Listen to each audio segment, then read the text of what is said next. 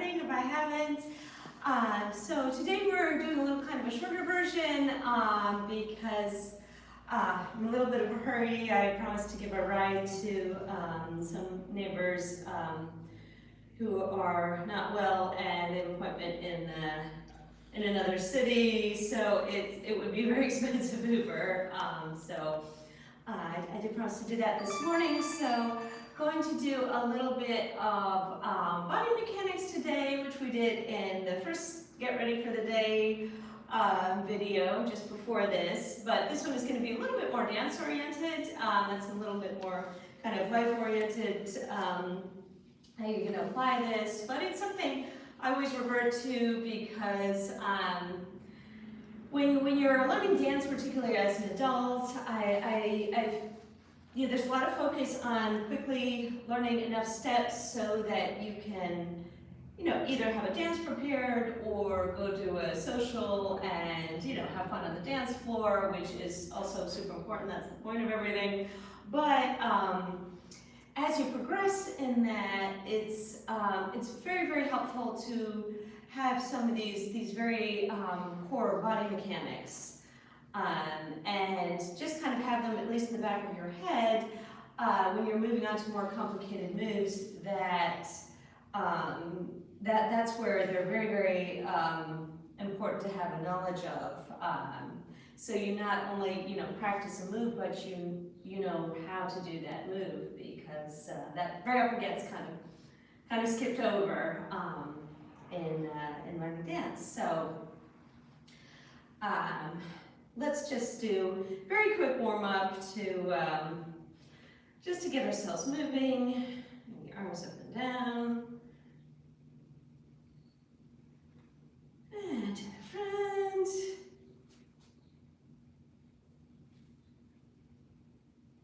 And we're going to just bend at the elbows.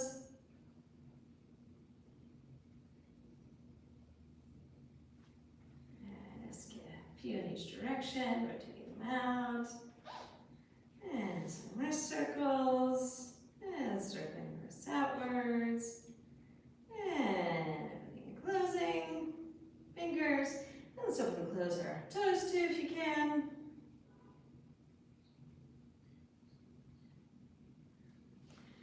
And roll the shoulders back, and roll forward.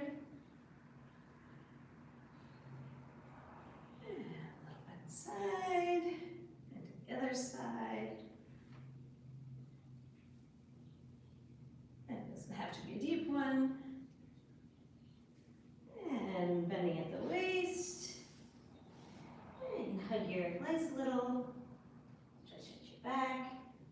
Bend from side to side.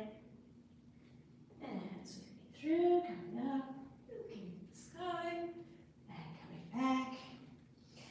And let's get a little slow knee bend. And we're going to talk about knee bends, but try and, for now, keeping your knees over your feet. And pull your toes up to your knee. And the other foot, your toes right up to your knee. And then stretching out the feet. Foot. And coming back to the middle. And we're going to talk about our square again. So if you've been on this channel, you probably know I talk about this a fair bit. So this is a concept that very important to know.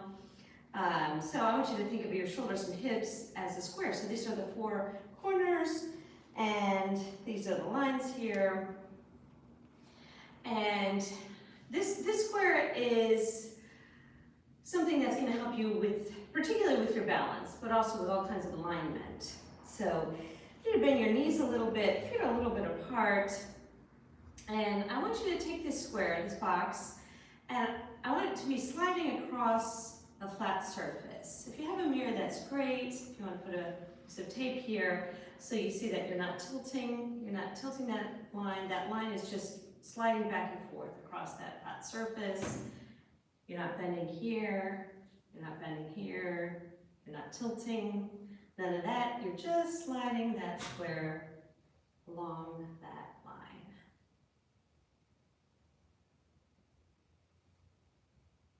So this is super helpful. This is a weight shift.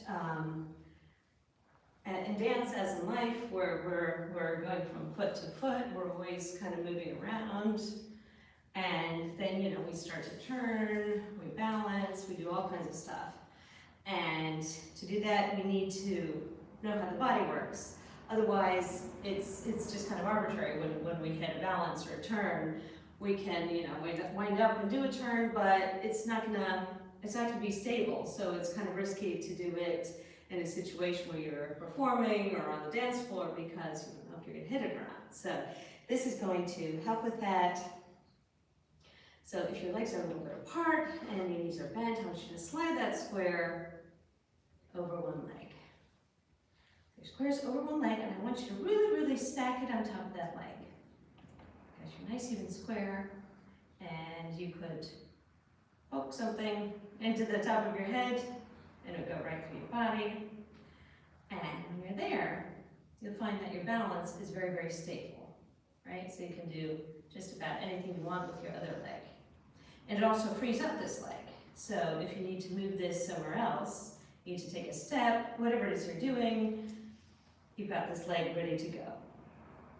And sliding it over to the other side, pick up the other leg.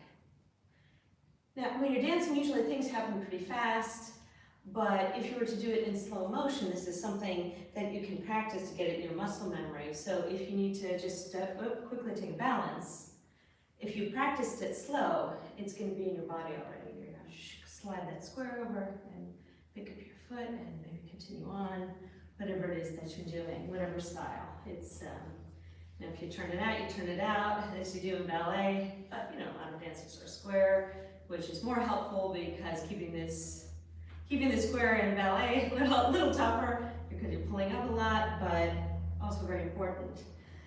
So that is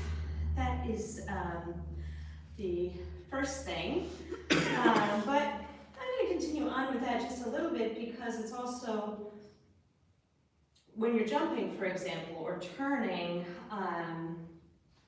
if you're trying to turn from the other leg and you don't have a stable position on this one, even just like in salsa, when we're doing a social dance and you feel your partner kind of winding you up and you're going to turn a little bit differently there. It's kind of like a corkscrew, but if you're trying to, once he starts to turn you, then you start shifting your weight onto your supporting leg.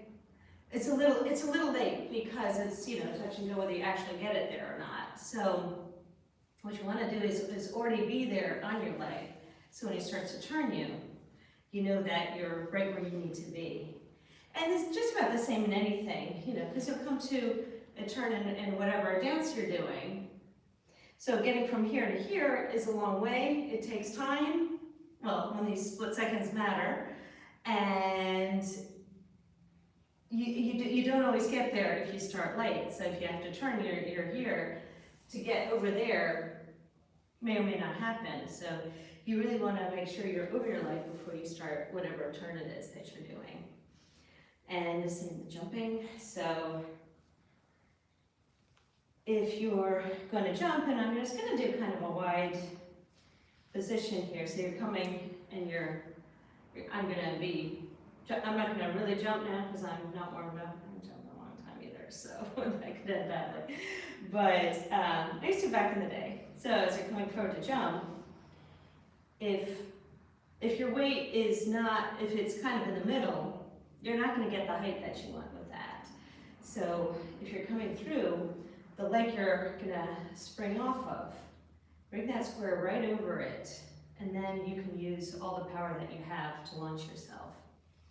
That's something that we really don't talk a lot. And if you're doing like a glissade in ballet, you're coming down this leg and you're pushing off here. This is just from my observation. What you see is if you really don't have that weight over that leg, you're not getting your full power. Sometimes you have to rely on other things to that split up in the air. So, and you lose height with it and speed. So just then something I just want you all to be conscious of. And like with the leg lifting, it's the same thing. You know, you want to lift your leg in whatever position. You want to be over that supporting leg before it goes into the air, right? If you start to lift it here, you know, or at the side, wherever it is. So you want to really be first here and then lift it. If you're on point, it's a little different, but if you're on a flat leg, you can always make sure that you're over that supporting leg before you start to lift it into the air. So that was pretty much what I wanted to talk about today, and you know, it's something that keep in the back of your minds, particularly if you're starting dance now, and that's something I encourage you to do if you haven't already. It's something you can learn at any age, I promise. There are, you know, dances out there that are made for you, and you just sometimes have to find them. But it's super fun, it's good exercise, it keeps your body moving, and it also keeps your brain connected to your body. So just for exercises I would recommend, look in the mirror or even put like a piece of painter's tape down here so you can peel it off easily and start moving that square. You can also put one leg in front of the other and use it for balance, and kind of slowly get that into your muscle memory, so when you're in a class or when you have to do something more technical, then you're going to be ready. So my Fireflies, quickly break, and then maybe we'll run through our Evita. Again, I'm not sure if we're going to add anything new today. I have to look at the time, but I'll be back very shortly. Thank you for being here, my Firefly. Remember your square, and have a wonderful day. See you soon. Bye-bye.